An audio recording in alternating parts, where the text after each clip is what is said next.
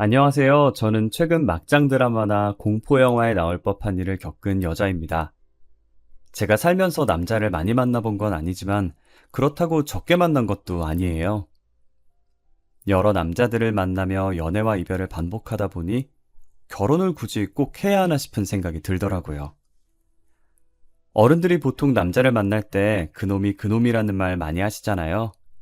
그 말처럼 연애를 해보니 다 그놈이 그놈같이 똑같게 느껴져서 점점 결혼 생각이 없어지더라고요. 그런데 그런 생각을 꺾게 만든 게 남편이었어요. 저희 남편을 만나면서 참 특이한 사람이다, 같이 살면 재밌겠다라는 생각을 하다가 어느새 결혼까지 하게 되었네요. 남편은 제게 고백했던 것도 보통의 고백과는 많이 달랐어요. 소연 씨, 저 오늘 아니면 이 말 영원히 못할 것 같아서요. 무슨 말인데요? 도대체 무슨 말이길래 표정이 심각해요? 데이트를 마치고 집으로 가는 길에 남편이 제 손목을 잡고 돌려 세우더니 뜸을 들이고 머뭇거리는 거예요.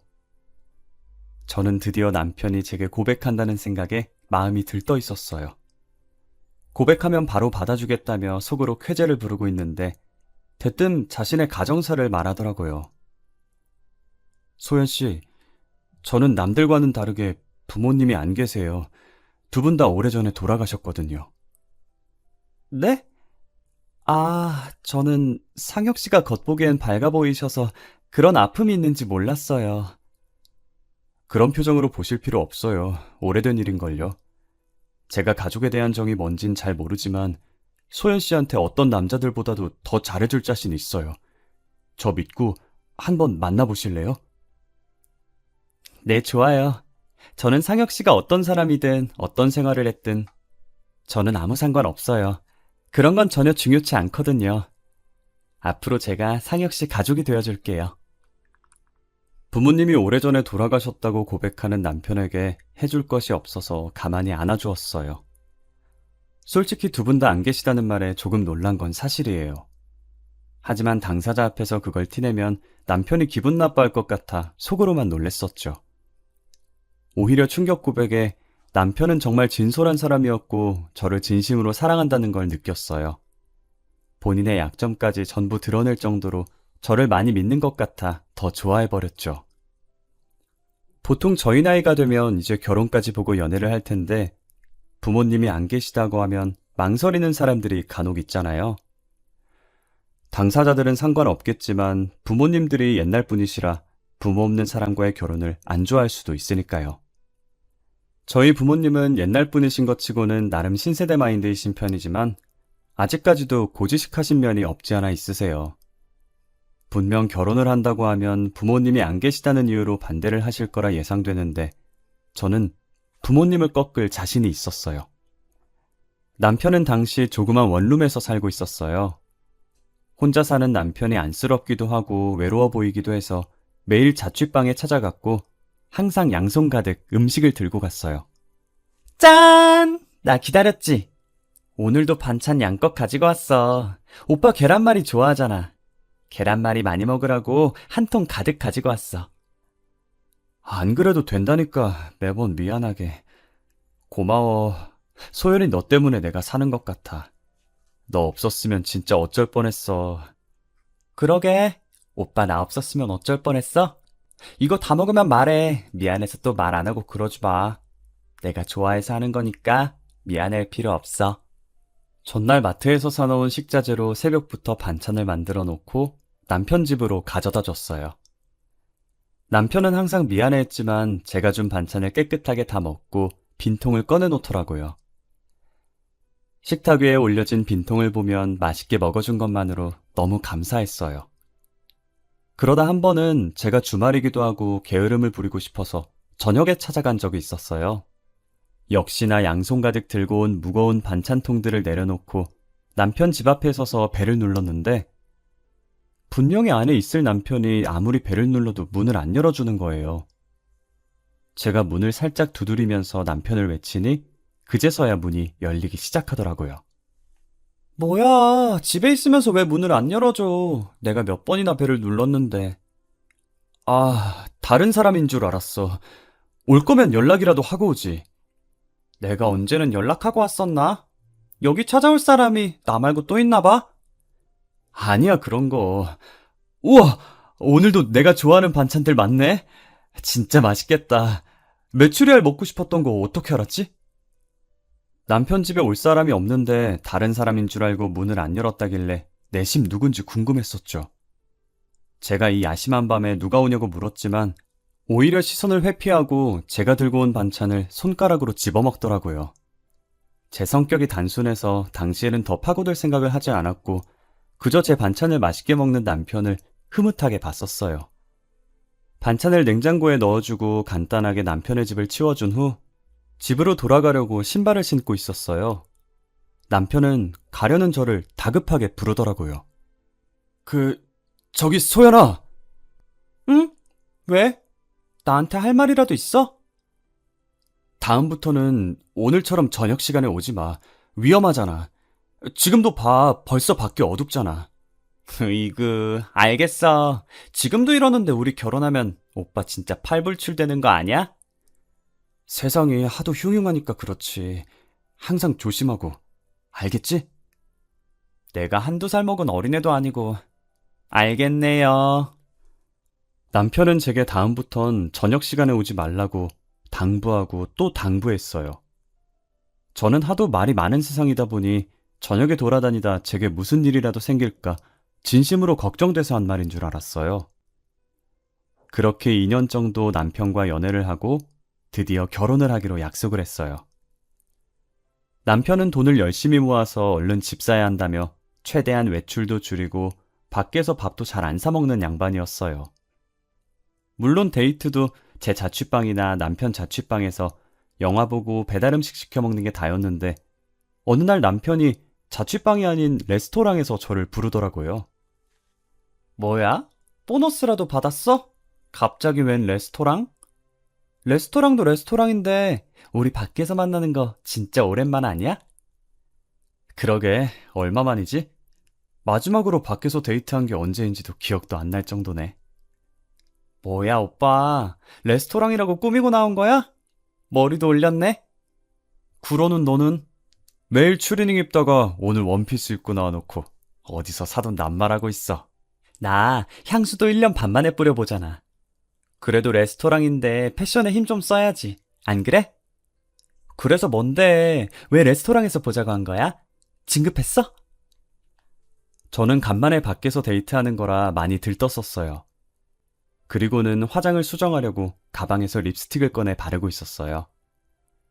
남편은 제가 들고 있던 거울 밑으로 조그만 상자를 내밀더라고요. 저는 사이즈만 봐도 반지 케이스인 걸 눈치를 챘고 너무 놀라서 순간적으로 립스틱을 떨어뜨리고 소리를 질러버렸어요. 제 목소리에 사람들이 저희를 쳐다봤고 저는 입을 막은 채 쳐다보는 사람들에게 죄송하다고 고개를 숙였어요. 이거 뭐야? 반지 아니야? 맞아, 열어봐. 너가 좋아할 것 같아서 사봤어. 너무 이쁘다. 나 반지 선물 처음 받아봐. 이거 커플링이야? 결혼 반지 겸 커플링? 소연아, 우리 결혼하자. 내가 정말 잘할게. 잘할 자신 있어. 결혼하면 지금처럼 친구같이 재밌게 살자. 든든하게 잘 먹여서 데리고 가려고 비싼 레스토랑에서 보자고 했구만. 그래, 결혼하자. 죽이 되든 밥이 되든 한번 같이 살아보자. 저는 남편의 프로포즈를 받아들였고 쇳불도 단김에 뺀다고 며칠 뒤 저희는 바로 저희 부모님을 만나러 갔어요. 앞서 말한 것처럼 저희 부모님께서 고지식한 면이 조금 있어서 걱정을 했었어요.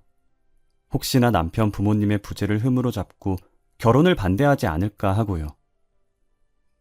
하지만 제 걱정과는 달리 부모님이 남편을 따뜻하게 맞이해 주더라고요.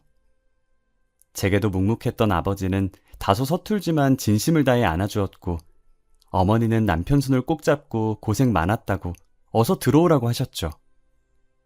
안 그래도 우리 딸한테 들었어요. 혼자서 고생 많이 했겠네. 잘 왔어요. 어서 들어와요. 그동안 많이 힘들었을 텐데 잘 버텨줘서 너무 고마워요. 그리고 철부지 우리 딸 잘 챙겨줘서 너무 고마워요. 아니에요. 소연이가 얼마나 어른스러운데요. 철부지는 오히려 전걸요. 아마 부모님들 앞이라서 철없는 모습만 보이는 것 같은데 알고 보면 저보다 성숙한 사람이에요. 어머, 말도 어쩜 이렇게 잘할까. 앞으로 우리를 부모님이다 생각하고 편하게 지내요. 우리도 아들 하나 생겼다 생각하고 우리 딸보다 더 잘 챙겨줄 테니까. 엄마, 나 막 서운하려고 그래. 사위사랑은 작물하더니 벌써부터 오빠 챙기는 거야? 딸이 듣는 앞에서 딸보다 더 잘 챙겨준다고 하고. 나 진짜 서운해. 딸, 아빠가 있잖아. 아빠는 항상 너가 1순위다. 알지? 저희는 화기애애한 분위기로 별다른 문제 없이 결혼 허락을 받았고 남편의 부모님께서 안 계시니 상견례 없이 일사천리로 결혼을 진행했어요. 남편이 그동안 집 산다고 돈을 열심히 모으긴 했지만 턱없이 부족해서 신혼집은 대출과 부모님 도움을 조금 받아서 제가 장만했고 남편은 혼수가전을 해오기로 했습니다. 신혼여행 가 있는 동안에 혼수가전들이 하나둘씩 도착했어요. 휑했던 집이 신혼여행 후 돌아와 보니 제법 사람 사는 집같이 꾸며져 있더라고요. 이쁜 그릇들과 커플 앞치마까지 세팅해 놓은 주방은 보고만 있어도 기분이 좋아졌죠. 우리가 진짜 결혼을 했구나, 신혼이 이런 거구나 싶었어요. 오빠, 우리 드디어 말로만 듣던 신혼이야. 나 너무 설레. 그렇게 좋아? 아주 입이 귀에 걸렸네. 당연히 좋지. 오빠는 안 좋아? 사놓은 접시들이 너무 귀엽다. 그치? 우리 맛있는 거 많이 해 먹자. 나도 좋아. 우리 앞으로 이 접시가 닳아서 없어질 때까지 여기다 음식 올려서 먹자. 좋지. 나 요리 잘하는 거 알지? 오빠 완전 봉 잡은 거야. 일 잘하지, 요리 잘하지, 거기다 청소랑 빨래도 잘해. 진짜 못하는 거 없는 와이프 만난 거야. 저희는 여느 신혼부부들처럼 알콩달콩 깨를 볶으며 이쁘게 살았어요. 하지만 그것도 잠시.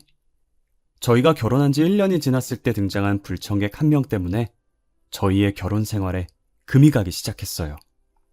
당시 남편은 출근하고 저는 연차를 써서 혼자 집에 있었거든요.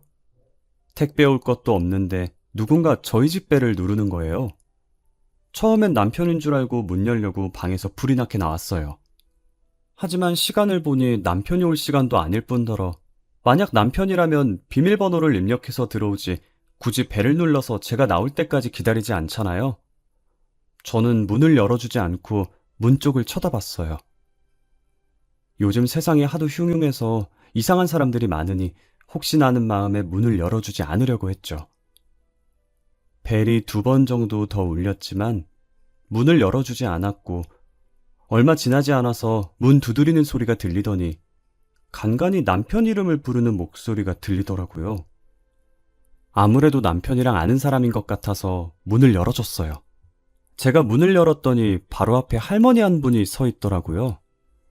상자 접어둔 게 몇 개 담긴 리어카까지 끌고 온 게 아무래도 폐지를 줍는 할머니 같았어요. 무슨 인연인지는 모르겠지만 남편과 안면이 있는 할머니인가 싶었어요. 아, 못 보던 아가씨네. 그 짝이 우리 상혁이 신부인가? 네, 그런데요. 저희 오빠랑은 무슨 사이시길래 저희 집까지 오신 거예요? 나? 나는 상혁이 애미지. 상혁이가 내 아들이에요. 그게 무슨 소리예요? 저희 남편은 가족 없어요. 오래전에 돌아가셨다고 들었는데. 아니요. 내가 이렇게 두 눈 똑바로 뜨고 있는데 죽긴 뭘 죽어. 우리 영감도 아직 잘 살아있구만. 상혁이가 아가씨한테 말 안 했나 보네. 저는 이 상황이 너무 당황스러웠어요. 대뜸 리어카 끌고 와서 남편 찾는 할머니도 너무 당황스럽고 그 할머니가 자신이 남편의 친모라고 주장하는 것도 모두 황당했어요. 제가 무슨 반응을 보여야 할지 몰라서 문을 붙들고 할머니만 쳐다봤고 할머니는 다리 아프게 계속 자신을 여기다 세워둘 거냐고 집 안에 들어오려고 하시더라고요. 때마침 남편이 퇴근을 해서 집으로 들어오고 있었고 문 앞에 서 있는 저와 할머니를 보고 당황스러운 듯 보다가 저희 쪽으로 뛰어왔어요. 지금 여기서 뭐 하시는 거예요? 왜 여기까지 찾아왔어요? 이 정도 했으면 된 거 아니에요? 제가 이만큼 피해 다녔으면 제발 그만하고 가세요.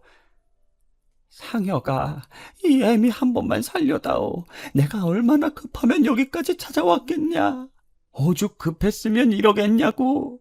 제발 애미 한 번만 살려주면 안 되겠어? 남편은 자신에게 매달리는 할머니를 매정하게 내쫓았고 그대로 현관문을 닫아버렸어요. 갑자기 벌어진 일에 놀라서 다시 문을 열려고 하는데 남편이 제 앞을 막더라고요. 뭐 하는 거야, 오빠? 오빠 친어머니라고 하던데 그렇게 내쫓으면 어떡해? 누가 내 어머니야? 내 어머니 아니야. 내가 전에 말했잖아. 부모님 돌아가셨다고. 미친 사람이니까 저 사람 말 들을 필요 없어. 처음 보는 남편의 단호한 표정에 기가 눌려서 저는 아무 말도 할 수 없었어요. 남편이 연애를 할 때부터 지금까지 제게 한 번도 화낸 적 없던 터라 그날은 아무 말 없이 하루 종일 남편 눈치만 봤어요. 다음 날 주말이었고 남편이 친구를 만나러 가고 없을 때 할머니가 다시 찾아왔더라고요. 저는 문 앞에서 왔다 갔다 하며 열어줄까 말까 한참을 고민했어요. 무슨 사연인지 궁금해서 바로 문을 열어주고 싶다가도 제가 할머니를 만났다는 걸 알면 남편이 싫어할 것 같아서 많이 망설였어요. 하필 제가 궁금한 건 못 참는 성격이라 두 눈 꼭 감고 문을 열어버렸어요. 그리고 서서 할 얘기는 아닌 것 같아 할머니를 저희 집 안으로 들어오게 했어요. 물 한 잔을 할머니께 건네면서 남편과는 무슨 사이인지 여쭤봤어요. 혹시 실례가 안 된다면 저희 남편과 어떤 사이인지 자세히 설명해 주실 수 있나요? 안 그래도 그거 말해주려고 찾아온 거요. 나는 어제 말했다시피 상혁이 애미, 그리고 상혁이 애비는 사고로 식물인간이 돼서 지금 병원에 누워있고. 식물인간이요? 아니 어쩌다. 그건 너가 자세히 알 거 없고 내가 어제 찾아온 건 너무 급해서 어쩔 수가 없었어. 미안하다. 급하게 돈이 필요한데 내가 부탁할 곳이 아들밖에 더 있겠냐. 무슨 돈이 필요하시길래. 우리 상혁이한테 여동생이 하나 있는데 그것이 사고를 쳐서 임신을 한 거예요. 돈이 없어서 결혼식도 못 올리고 지 신랑이랑 따로 살고 있더라고. 아가씨 남자친구 쪽에서는 지원 못 해주신대요? 우리 집 가난한 집안이라고 결혼 허락도 안 해주는데 지원을 해주겠어? 그쪽 집안에서 나보고 3천만 원 혼수해올 자신 있으면 결혼 허락해준다더라. 네? 3천만 원이요? 그래, 3천만 원. 내가 당장 3천만 원이 어디 껐어. 그래서 염치 없는 거 알지만 울며 겨자 먹는 심정으로 여기까지 오게 된 거요. 혹시 3천만 원 있으면 어떻게 안 될까? 제가 3천만 원이 어디 있어요. 그리고 이건 제가 혼자 결정할 문제가 아닌 것 같아요. 제가 남편한테 말해볼 테니까 일단은 댁으로 돌아가 계세요. 아유, 고마워. 꼭 우리 아들한테 말 좀 잘 부탁함세. 저는 초면에 3천만 원 드리기도 못하고 3천만 원이 결코 적은 액수는 아니니 혼자서 결정할 문제가 아닌 것 같아서 일단 시어머니라고 주장하는 할머니를 돌려보냈어요. 남편은 할머니가 다시 찾아왔었다는 제 문자에 친구랑 놀다가 불이 나게 집으로 달려왔더라고요. 얼마나 뛰었던지 숨 넘어갈 듯이 헐떡거리면서 들어왔어요. 남편 이마에 맺힌 땀을 닦아주면서 할머니에게 들은 얘기를 남편에게 해줬어요. 아무 말 없이 고개만 끄덕이며 제 말을 듣다가 한숨을 내쉬더라고요. 사실 그 사람 친어머니 맞아. 내가 어릴 때 가난했었거든. 지금도 가난하고. 20살이 되던 해에 새 인생 살고 싶어서 부모님과 연 끊고 집에서 도망쳐 나왔었어. 그랬구나. 아버님은 지금 식물인간이라고 하시던데. 나도 어머니한테 들은 건데 아버지가 사고 나서 식물인간이 되셨더라고. 내가 집 나온 뒤로 어머니가 찾아와서 말씀하신 거라 무슨 사고가 났는지는 잘 몰라. 그러면 오빠가 없을 때 사고 나신 거네. 어떡해. 내가 결혼 전에 너한테 저녁 시간에는 찾아오지 말라고 했었던 거 기억나? 기억나지? 나 그 뒤로 저녁 시간엔 안 갔었잖아. 항상 그 시간이면 어머니가 찾아와서 나한테 돈 달라고 그랬었거든. 아버지 병원비가 만만치 않다면서. 혹시나 너랑 마주칠까봐 저녁에 오지 말라고 했던 거야. 신혼집 구할 때도 자취방이랑 멀리 떨어진 곳 구하자고 하더니 이게 다 어머님 때문이었어? 음, 미리 말 못해서 미안해. 말없이 이사 가면 못 찾을 줄 알았는데 이렇게 찾아올 줄은 몰랐어. 내가 어느 회사 다니는지 아니까 퇴근 시간에 와서 나를 미행하신 것 같아. 시어머니는 결혼 전에 남편한테 돈 달라고 계속 찾아왔었다고 하더라고요. 남편도 처음에는 낳아주고 키워준 정이 있어서 돈 달라고 할 때마다 줬었대요. 돈 주는 버릇을 하다 보니 시어머니는 습관처럼 남편을 찾아왔고 남편은 그런 시어머니에게 진절머리가 나서 도망치려고 했고요. 결혼 후 1년 동안 안 찾아온 건 신혼집을 멀리 가는 바람에 남편을 찾지 못했던 거예요. 남편이 회사랑 거리가 먼 곳인데도 불구하고 이 집을 계속 고집한 이유가 뭔가 했는데 자신의 자취방이랑 멀고 시어머니가 찾아오지 않을 것 같아서 그랬던 것이었어요. 미안해. 내가 미안하다는 말 말곤 할 말이 없네. 그런데 항상 같은 시간에 오시다가 왜 어제는 일찍 오셨을까? 오늘은 나한테 사실대로 말해주려고 온 거라고 쳐도 말이야. 어제는 뭐 때문에... 어차피 나한테 말하면 부탁 안 들어줄 게 뻔하니까 너를 노리고 찾아온 것 같아. 우리 그냥 다른 지역으로 이사 가자. 나 진짜 다시는 가족들이랑 얽히고 싶지 않아. 그러지 말고 내가 3천만 원 줄 테니까 부모님이랑 연 끊지 마. 그래도 낳아주신 분들인데 어떻게 연을 끊어. 그러지 말자, 응? 낳아준 부모님이랑 연 끊겠다는데 제가 어떻게 가만히 보고만 있겠어요. 저는 남편에게 그러지 말라고, 그러다 나중에 후회한다며 며칠간 설득을 했어요. 결국 저의 끈질긴 설득으로 남편은 연을 끊지 않기로 했고 제가 준 3천만 원을 어머님께 드렸어요. 그러고 며칠 뒤 제게 발신번호 제안으로 전화가 온 거예요. 혹시나 보이스피싱일까봐 받을까 말까 망설였지만 호기심을 못 견디고 전화를 받았어요. 저는 아무 말도 없이 가만히 듣고만 있으니 30초 뒤 스피커 너머로 어떤 여자 목소리가 들리더라고요. 여보세요? 뭐야, 받은 거야, 만 거야? 여보세요? 안 들려요? 들려요. 누구세요? 들리면서 왜 대답을 안 해요? 저 상혁 오빠 전 여자친구인데요. 앙칼진 목소리의 주인은 다름 아닌 남편의 전 여자친구였어요. 전 여자친구라는 말에 짧은 시간 동안 수만 가지 생각이 스쳐 지나갔어요. 도대체 전 여자친구가 내게 무슨 볼일로 전화를 한 걸까? 혹시나 남편을 다시 내놓으라는 전화일까? 짧은 순간에 막장 드라마 한 편 만들었죠. 그래서요? 전 여자친구분이 무슨 일로 저한테 전화 주신 거죠? 궁금한 게 있어서요. 제가 2년 전에 상혁 오빠랑 결혼까지 약속했었거든요? 결혼 날짜도 잡았었고요. 그래서요? 그게 뭐 어쨌는데요? 결혼 3일 남았을 때였나 4일 남았을 때였나 어머님이 저를 찾아오셔서 식물인간인 시아버지 병간호를 부탁했었거든요? 며느리니까 당연히 해야 한다면서. 그쪽한테는 그런 부탁 안 하셨어요?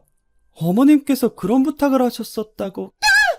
왜 그래요? 무슨 일 있어요? 왜 갑자기 소리를 지르고 그래요? 귀 아프게. 전 여자친구라는 사람은 남편이랑 결혼까지 약속했었는데 결혼하기 이틀 전에 파혼을 했다더라고요. 당시에도 남편이 부모님이 없다고 해서 그 여자도 남편한테 부모님이 없는 줄 알았대요. 그런데 결혼하기 3일 전쯤에 자신이 시어머니라고 주장하면서 시아버지 병간호를 부탁했다는 거예요. 그래서 파혼을 했는데 저한테는 그런 말 없었냐고 물어보더라고요. 저는 그런 말을 들은 적이 없어서 진짜냐고 그 여자한테 되물어보려고 하는 순간에 저희 집 벨이 울렸고 마치 공포영화처럼 현관문 벨이 울리면서 인터폰에 시어머니 얼굴이 비치더라고요. 이 타이밍에 시어머니 얼굴이 떠서 놀란 나머지 소리를 지르면서 들고 있던 휴대폰을 떨어뜨렸어요. 소리 지른 게 바깥까지 다 들렸는지 제가 있다는 걸 알고 시어머니는 문을 미친 듯이 두드렸어요. 벨을 눌렀다가 문을 두드렸다가 진짜 공포영화 한 장면인 것처럼 난리도 아니었어요. 제가 문을 열어주지 않자 스스로 열어보려고 손잡이를 잡고 계속 돌리는데 덜컹거리는 소리가 너무 선명하게 들려서 공포감이 들었어요. 저는 떨리는 손으로 문을 열었고 시어머니는 웃으면서 집 안으로 들어오더라고요. 그러더니 자연스럽게 거실에 있는 소파에 앉으시더니 제게 종이를 내미는 거예요. 내가 긴히 너한테 부탁할 게 있어서 왔구만. 이거 받아. 팔 떨어져.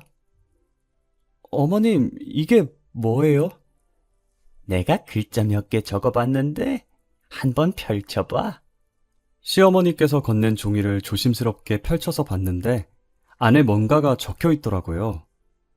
병원 이름과 호실, 그리고 시아버지의 이름으로 보이는 사람 이름 하나가 적혀 있었어요. 저는 이미 남편의 전 여자친구에게 들은 게 있으니 설마 하는 마음으로 시어머니를 쳐다봤어요. 뭐예요, 이거? 이걸 왜 저한테... 뭐긴 뭐요. 네 시애비 있는 병원이지. 밑에 있는 이름은 네 시애비 이름. 거기에 적힌 병원으로 가면 그 이름 적힌 병실이 있을 게다. 내일부터 거기 찾아가면 돼. 제가 여길 왜 찾아가요? 내가 거길 왜 찾아가라고 하건니? 눈치가 이렇게 없어서요, 원. 며느리가 시아버지 보는 건 당연한 의무 아니겠어? 앞으로 네가 찾아가서 병간호 해. 결국 시어머니께서는 이걸 노린 것이었어요. 남편한테는 돈을 노리고 며느리한테는 시아버지 병간호를 노린 거죠. 그동안 남편이 왜 부모랑 연을 끊으려고 했는지 잘 알겠더라고요. 저는 병원이 적힌 종이를 찢어서 시어머니 얼굴에 던졌어요. 이것이 지금 뭐 하는 거요? 이게 어디서 배워먹은 버르장머리냔 말이요? 저 내일 당장 변호사 찾아가서 이혼 절차 밟을 거예요. 이혼하면 더 이상 며느리 아니죠? 저는 며느리가 아니라서 병간호할 수 없으니 어머님이나 실컷 하세요. 이게 지금 뭐라고 하는겨? 그리고 여긴 제 집이니까 나가주시겠어요? 남이 저희 집에 있는 거 굉장히 불쾌하네요. 저는 이제 이혼할 거라고 더 이상 며느리 아니니 시아버지 병간호를 할 수 없다며 시어머니를 집에서 내쫓았어요. 그리고 퇴근하고 들어온 남편에게 시어머니와 있었던 일을 이야기했고 이혼을 하자고 했어요. 우리 이혼하자. 오빠가 좋은 사람인 거 너무 잘 알아. 하지만 어머님이 살아계신 한 우리가 아무리 이사를 가도 어떻게든 찾아서 쫓아오실 뿐이야. 나는 어머니 감당 못하겠어. 그래, 그러자. 이혼해. 내가 대신 사과할게. 정말 미안해. 저는 남편과 합의 이혼을 했고 재산 분할이나 위자료 없이 정말 깔끔하게 이혼을 했어요. 집은 제가 산 거라 남편만 짐을 챙겨서 나갔어요. 남편은 그동안 모은 돈으로 어찌저찌 투룸 전세를 구했더라고요. 혼수 가전들은 남편이 해온 것이니 전부 남편의 집으로 보내줬어요. 이혼한 지 3일째 됐을 때 제 통장에 3천만 원 입금 알림이 와서 봤더니 남편인 거예요. 이게 무슨 돈인가 싶어서 놀라서 이혼 후 처음으로 전화를 했어요. 방금 3천만 원 보낸 거 뭐야? 왜 나한테 돈을 보내? 저번에 어머니한테 드렸던 3천만 원 다시 돌려줘야지. 이혼한 날 바로 주려고 했는데 집 구하느라고 돈을 다 썼더라고. 급한 대로 대출 받아서 보냈어. 안 보내줘도 돼. 오빠가 안 준다는 거 내가 주라고 고집 부렸던 거였잖아. 그래도 어떻게 그래. 어차피 정리하는 거 깔끔하게 하는 게 낫지. 그동안 미안한 일만 많았네. 과거는 다 잊고 새롭게 시작해. 너는 분명 잘할 수 있어. 내가 응원할게. 시어머니만 아니었어도 남편과는 절대 이혼할 일 없었을 거예요. 남편은 이혼했지만 끝까지 좋은 사람이고 저를 위해준 사람이죠. 남은 제 인생에서 이런 남자를 다시 만날 수 있을지 모르겠네요. 시어머니는 저희가 진짜 이혼을 했다는 걸 알았는지 더 이상 저를 찾아오지 않았어요. 저는 아직도 그때를 잊지 못해요. 인터폰에 웃고 있는 시어머니의 얼굴이 비치던 그때를 말이에요. 이혼의 이유가 남편을 잘못 만나서 헤어진 건 아니지만 잘못된 시어머니를 만날까봐 무서워서 아직 재혼은 꿈에도 못 꾸고 있네요. 남편이 숨기지 않고 솔직히 말했다면 제가 결혼을 했었을까요? 여러분들도 결혼하기 전에 상대방에게 숨겨진 가족이 있는 게 아닌지 꼭 확인하고 결혼하시길 바랄게요. 저처럼 뒤늦게 침몰하며 찾아와서 시부모 봉양하라고 명령하는 사람은 안 만나길 기도할게요. 제 사연 읽어주셔서 감사합니다.